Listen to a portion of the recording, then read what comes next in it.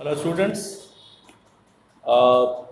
next topic in chapter federalism, that what makes India a federal country. इससे पहले जो ना हो व्हाट्सएप पे या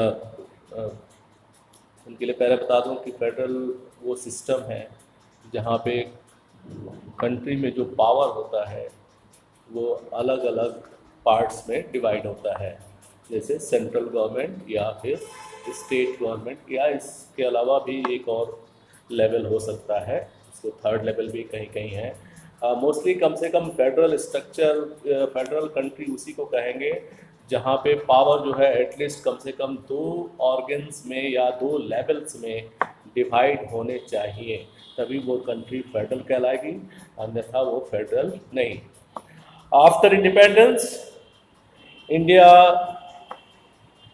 में बहुत सारे स्टेट्स थे, सबको आपस में मिलाया गया और इसलिए आप इंडिया को यूनियन ऑफ स्टेट्स भी कह सकते हैं। और जब हमारा कॉन्स्टिट्यूशन लिखा जा रहा था तो ये भी ध्यान रखा गया कि हम फेडरलिज्म को प्रैक्टिस करेंगे और कि पावर जो है वो सिर्फ एक किसी लेवल ऑफ गवर्नमेंट में या यूनिट में एग्जम्प्ट नहीं करेगी, वो दूसरे ऑर्गन्स या दूसरे लेवल में भी डिवाइड रहेगी। इसीलिए हमारे यहाँ देखते हैं कि दो तरह की सरकारें हैं, एक सेंट्रल गवर्नमेंट है और एक अलग स्टेट्स है। अब ये आया कि कैसे किसी चीज़ को पावर को डिवाइड किया जाए, तो कुछ सब्जेक्ट्स रखे गए, टॉपिक्स रखे गए जिसको सेंटर ने और स्टेट या दूसरे लेवल्स में आपस में उन्होंने बांट लिया कि हम क्या क्या किस पे हम रूल बनाएंगे, यानी सेंट्रल गवर्नमेंट रूल बनाएगी और किस पे स्टेट रूल्स बनाएगी।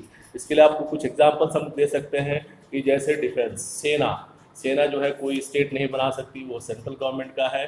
बैंकिंग सिस्टम है और रेलवे है, पोस्ट ऑफिस है, इस तरह से गिने चुने और भी कई सारे लिस्ट हैं जिसको हमने सेंट्रल में डाला है, जिसको यूनियन लिस्ट भी कहते हैं। ये सारी पॉलिसी जैसे क्या है, defence, foreign affairs, banking, communication and currency, note, इस पर नोट आपका चलता है। आप व्हेनेवर इंडिया में आप किसी भी कोने में चले जाइए, आपको एक ही तरह का नोट दिखाई देता है, यानी यह सेंट्रल का सब्जेक्ट है। और इस तरह के मिला के नियरली 67 समथिंग लिस्ट है जो सेंट्रल यूनियन लिस्ट में आते हैं। अनदर इज स्टेट लिस्ट, वो कौन सी लिस्ट है जिसपे स्टेट अपने हिसाब से पॉलिसी अपने स्टेट के अंदर बना सकती है, दैट इज पुलिस। इसलिए आपने देखा होगा कि हर स्टेट के अपने अपने पुलिस होती है, अपने अपने व्यापार के हिसाब से, कॉमर्स, एग्रीकल्चर और इरिगेशन के हिसाब से स्टेट कोई भी स्टेप्स या पॉलिसी बना सकती है। द स्टेट गवर्नमेंट अलोन, और ये ऐसे जो पॉलिसीज हैं जिसमें सिर्फ स्टेट गवर्नमेंट खुद, सिर्फ वही स्टेट गवर्नमेंट लॉज बनाएंगी related to the subject mention in the state list, और जो स्टेट लिस्ट पे है उसी पे। ये नहीं हो सकता कि कोई बैंक अगर है या रेलवे अपना है, कोई स्टेट अपना नहीं चला सकता या कोई स्टेट अपनी नोट नहीं छाप सकता है, करेंसी नहीं। अब आया कि कुछ ऐसे भी सब्जेक्ट थे जिसपे दोनों को रूल्स बनाने की अलाउ थी, जैसे आप कह सकते हैं कि एजुकेशन के लेके है। अभी जैसे मान लीजिए कि एजुकेशन के लिए आपका स्टेट की भी अपनी एजुकेशन पॉलिसीज होती हैं और सेंटर की भी एजुकेशन पॉलिसी होती है। मैरिज हो सकता है, एडॉप्शन हो सकता है, उसके बाद फॉरेस्ट के ऊपर बना सकते हैं, या सक्सेशन के ऊपर भी दोनों गवर्नमेंट रूल्स बना सकती है। सक्सेशन उसको कहते हैं। अभी कुछ दिन पहले सेंट्रल गवर्नमेंट ने एक रूल पास किया है जो 2005 को फिर से थोड़ा अमेंड, 2005 में जो रूल्स बना था उसको अमेंड करके और बनाया गया कि हिंदू रिलीजन में जो बेटियां हैं उनको भी बाप में बराबर का हिस्सा मिलेगा। इसको सक्सेशन के नाम से जानते हैं। Both union as well as state government can make laws on the subjects mention. इस कंकरेंट लिस्ट में वो लिस्ट होती है जिसपे सेंट्रल भी रूल बना सकती है और स्टेट भी। एजुकेशन में आपको एक बता दें कि लोकल जो स्कूल होते हैं, प्राइमरी स्कूल, वो स्टेट के होते हैं, और यहीं पे एक जवाहर नवोदय विद्यालय भी आता है जो सेंट्रल का है उसका सारा खर्च या जो पॉलिसी है वो सेंट्रल गवर्नमेंट बनाती है। What subjects do not fall in the three. एक चीज और भी आता है कि अगर मान लीजिए कोई बाद में ऐसी कोई लिस्ट आती है या कोई सब्जेक्ट आता है जो अभी तक दोनों इन तीनों लिस्ट में नहीं है, तो उस पर सिर्फ यूनियन गवर्नमेंट यानी स्टेट सेंट्रल गवर्नमेंट की रूल्स बनाते, इसको बोलते हैं रेसिड्यूअरी सब्जेक्ट्स बोलते हैं। We noted about the most federals that are form are holding together and do not give equal power to its constitution unit.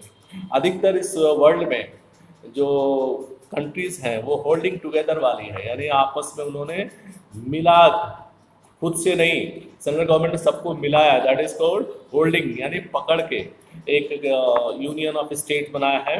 इसीलिए यहाँ पे देखा गया है कि बहुत सारे जो सेंट्रल गवर्नमेंट है वो स्टेट को बहुत सारे पावर्स नहीं देते। All states in the union do not have identical powers.